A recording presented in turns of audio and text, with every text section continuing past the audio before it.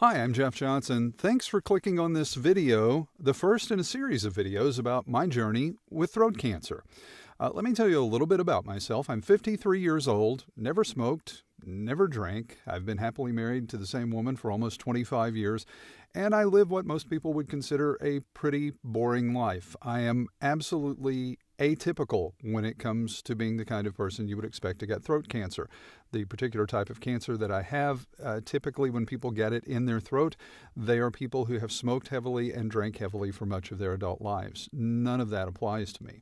I have worked in the media for most of the past 30 years. You'll notice that my website, my YouTube channel, my Facebook page, all of that are I am Taj. Taj is the other Jeff Johnson, because no matter where I've worked in the media, when people say, "Are you the Jeff Johnson who this?" or "Are you the Jeff Johnson who that?" I'm never the Jeff Johnson they're talking about. I'm always the other Jeff Johnson. So I have a little fun with that.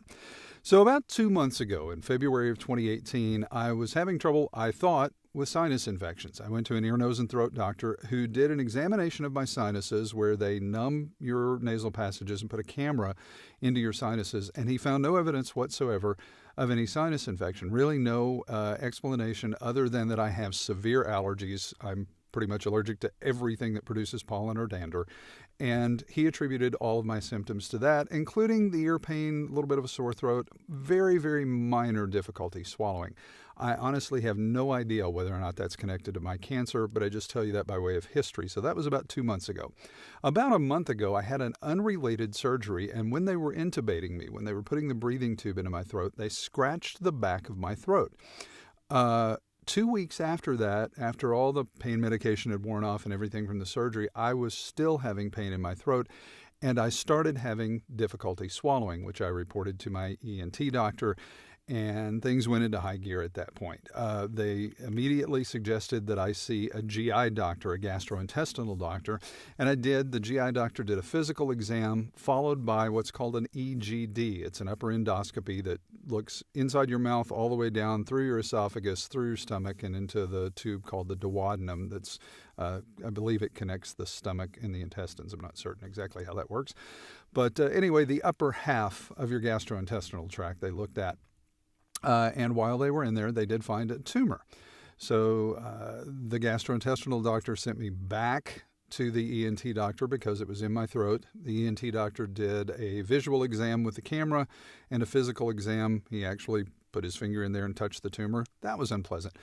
And said, we need to do a biopsy. So on Thursday of this week, I had a biopsy, and the lab work from that biopsy indicates squamous cell carcinoma. It is throat cancer, is the simple way to say that. It is located at the base of my tongue. I'll try to put this on the screen, but I'll do it with my hand so you can see. So if this is your tongue, this is the front of your mouth, and your tongue is curling back. And at the bottom, your epiglottis, the little flap that covers your breathing tube so that food doesn't go into your lungs, there's a little pocket there, a little notch. And the tumor is in that little notch. It's way down in there. According to the ENT doctor, the tumor is small. And based on his visual examination, it also has not spread to the lymph nodes. So if you have to be told that you've got cancer, it's very good to be told that it is self-contained and small and not spread to the lymph nodes. They also believe that it's early stage. They believe it's stage 1 or stage 2. So the good news is they believe we caught it early. They believe it's small. They believe it has not metastasized to the lymph nodes. And I'm going to hold on to that until I'm told otherwise. So what's next? It is on Tuesday of this coming week, I'll have a PET scan. This is a more comprehensive, they've already done a CT scan. They'll do a more comprehensive PET scan that will give them a much more in-depth picture of what the tumor looks like, where it's located, how big it is, how dense it is, what it's composed of. And that will help them much more strongly solidify the treatment plan that we're going to follow as we do this. And then on Thursday, I will have a rapid round of lab work and appointments with an oncologist and a radiation oncologist and a radiation lab simulation where we will go in and they will actually hook me up as if they were going to give me radiation treatment to see how I handle that, I guess partially, at least emotionally, but also physically, how my body responds to that. So that's where I am. I plan to do a video probably once a week to update you on what's going on. with my journey with throat cancer. And I'm doing this for a couple of reasons. First of all, it helps me honestly not have to repeat this information over and over and over again. I can do the video one time, and folks who are interested can come and watch the video and get an update and know what's going on with my situation. But also, I want to encourage other people. I have already spent quite a bit of time reading information on the MD Anderson Cancer Center's website, watching videos on YouTube of people who have survived this very same cancer, some of them at much more advanced stages that were discovered much later after formation and larger tumors. And what they have told me has encouraged me. It's given me hope that my treatment is going to be successful, that it's going to be fairly quick. And while there are some rather severe side effects, and some of them can be permanent, life's going to go on. So that's where I am right now. When I have an update, I will come back and share more with you.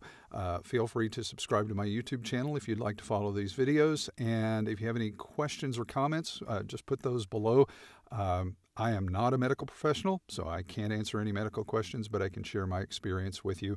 And I can also share some resources. I happen to, and this is a great blessing, I happen to actually work for a university medical center that is one of 9 partners in the world with the MD Anderson Cancer Center. So I will be receiving my treatment literally down the elevator and down a couple of halls from my office. With folks that I know and have worked with for the last 4.5 years. And so that's a great blessing, and it's obviously going to help me. I know my way around the cancer center. I know the folks who work there, so it's not all new and big and scary. And I want to close on this. One of the things that I've learned over the course of the last 4.5 years working at the University Medical Center is what cancer really is.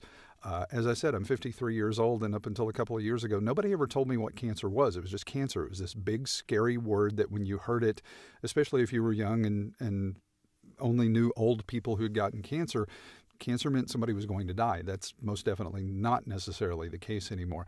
Cancer is just a cell or group of cells that did not stop growing when they were supposed to. So they continued to grow after they were supposed to stop.